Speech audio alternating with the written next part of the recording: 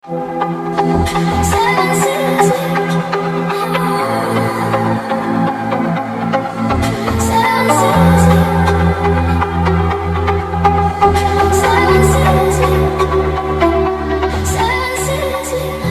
çok incitmişim sevdiğim insanları, belki çok aldatmışım can diyen cananları. Sonda görmezden gelip ettiğim noksanları var umudum, affedersen sen beni. Sensizlik bilmez idim dert veren derdimin dermanları.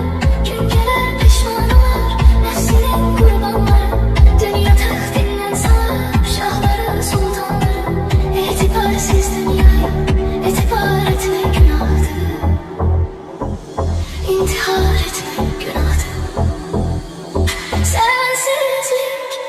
Sensizlik çok çetin dünya.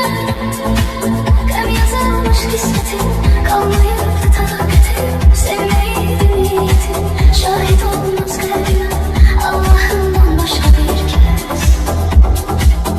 Ses salar sessizce bir ses. Sensizlik çok çetin dünya.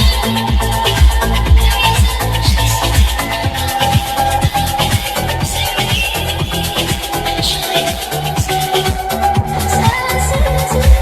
Sen giden günden beri beslenir sözler senin. Ruhum ardın can gelir, gölge terkizler senin. Aşığın tenha kalır, her gece gözler senin. Hasretinden mahvedersen